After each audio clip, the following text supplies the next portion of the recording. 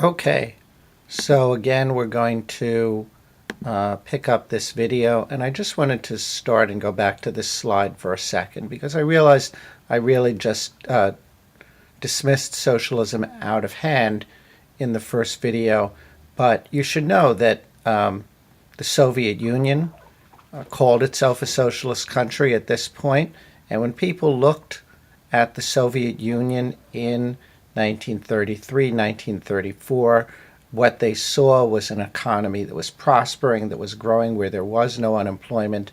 Now, as we know, there were many defects with what was going on in the Soviet Union, but it was not out of bounds for people to talk about the Soviet example as one that should be followed. So, as I said, there were both political reasons and dispositional reasons why Roosevelt did not do it, but it should not be just dismissed.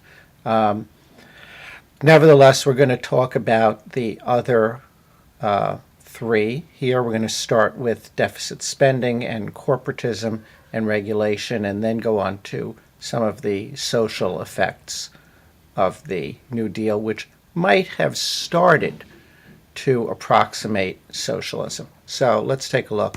Deficit spending. So, John, the standard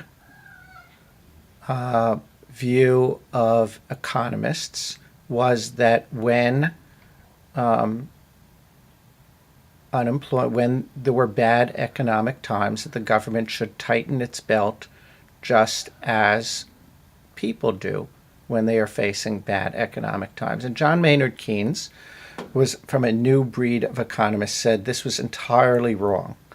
That when people tighten their belts, it obviously leads to less demand. It's a rational thing for individuals to do, but it's not good for the economy as a whole. They tighten their belts, they stop spending, demand decreases, therefore there's no one to buy the products, and you can imagine it results in this downward spiral.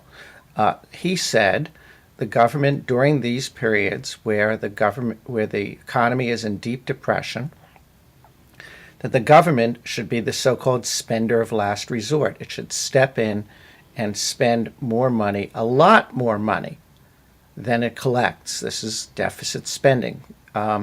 When he said he was not in favor of always deficit spending, he said when the economy recovers and people therefore start buying stuff on their own and they have jobs and the spiral is upwards, then not only should the government step out, but it should spend less money than it collects, so that overall there is no long-term debt. But in the short term, yes, he said the government should spend. It should spend heavily. But Roosevelt never really believed in this. This was such a let's call it a newfangled idea at the time.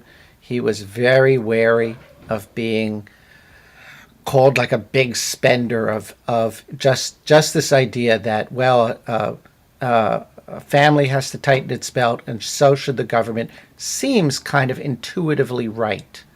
And he was just afraid to break with that. So while he did increase federal spending a little bit, and on the next slide I'll show you about the deficit. While he did increase federal spending a little bit, it really wasn't that big an increase. As you can see, here was a crisis, and they increased the budget. He couldn't bring himself to be in like a wartime type crisis. As soon as so here's the unemployment rate. And here's where he takes office, and it gradually goes down, And here it's about 12%. And as soon as he thought that recovery had started, he immediately, and here's the deficits that he was running. But as soon as the recovery started, he immediately cut the deficit. Right, this is a cut in the deficit back from so-called red ink, underwater, he balanced the budget in 1937, and look what happened. He balanced the budget, and immediately the Depression started all over again. This cost them actually politically, right? People said, "Oh, I thought things were getting better under Roosevelt, but now look." What ended the Depression? It was the World War II, and as you can see, right, World War One. There's spending during World War One. Here's spending during the so-called New Deal, a little up, but not very impressive. Well, when you spend like that, the Depression ends, right? You are the spender of last resort, and in spades over here. And let me show you what happened. So the deficits. Here's the deficits of the Depression. There's 1937, where he tried to balance the budget. The deficits start again. They're not very big, and then 1939, 1940, 1941, these gigantic deficits because they just can't tax enough for all the spending that they're doing. And here's the spending going up, and here's the unemployment rate going down. 16% in 1939, 4% in 1942, 2% in 1943. So this is what happens. It proved actually that Keynes was right, that in a great recession or Great Depression, you need the government to spend. And Obama did this in 2009 and 2010, but he was somewhat handcuffed, as we will see, by the Republican Congress by 2010, and so he was not able to really carry it through as he should have done, or should have been able to do. Okay, corporatism. So the big corporatist act was the so-called National Industrial Recovery Act. And the idea was that these tripartite boards of corporations and government and labor would sit together and decide on prices, and decide on production, and decide on wages. And all those antitrust laws would be thrown out so that they could cooperate together. So GM and Ford and Chrysler could all cooperate together. And the idea was that you would by raising prices and raising wages and cutting production that was unnecessary, that you could get the economy going again, that you could jumpstart the economy. And the theory was that businesses were going to pay reasonable wages, that if they were going to be able to raise prices, that they were also going to have to raise wages and allow workers to organize into unions. But this really failed. So let me just show you the stamp, right? This idea of everyone together in a common determination, the farm worker, the businessman, the factory worker, and the white-collar worker all together. But it didn't work in practice because businesses were too powerful on these tripartite boards. Excuse me. Letting business regulate itself just didn't work. And especially businesses actively worked to keep wages down and actively worked to keep workers from organizing into unions. So it went by the board and never really tried again. Corporatism, it seemed, did not work. Regulation. So the biggest piece of the regulation was the Federal Deposit Insurance Corporation. As you see, these are bank failures by year. They had achieved crisis level. People were taking their money out of the banks, and in itself, this was causing banks to close their doors, as we talked about in the class on the Depression. And the solution was to convince people that banks are sound. So what do?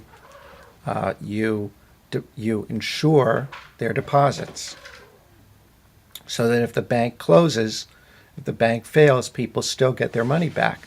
So now they don't need to run and take their money out of the bank at the first sign of panic. And almost immediately, that just stopped these bank runs. And frankly, the federal government closed a lot of banks that that were on their way to failure. So the idea was we'll close them all at once, and now we start with a fresh slate, a clean slate. And those banks that are left are good. The federal government guarantees them. And if they by chance go bad, the federal government guarantees your deposits. The other piece of regulation was the Securities and Exchange Commission. So as we know, there had been a lot of speculation during the 1920s. Companies did not have to disclose actually their financial condition, which caused, again, a lot of speculation because you don't know really what's up with the stock that you're buying. The Securities and Exchange Commission was meant to limit speculation, and you can read down through this list, but the two main things were it forced corporations to issue true accounting statements, and it broke up the banks into two pieces, the safe piece, which would take deposits and loan money, and the speculative piece, which would continue to speculate on the stock market or in financial transactions. And people would understand, and only the safe piece was insured by federal deposits, and people understood if you want safety, you stay in the safe piece, and if you want to speculate, you go and you go into the speculative piece. Here's a humorous anecdote. The first chairman of the Securities and Exchange Commission was Joseph Kennedy, John Kennedy's father, President John Kennedy's father, and he had been a speculator himself. And when Roosevelt was asked about this, why he'd chosen such a crook, he says, it takes a crook to catch a crook. Okay.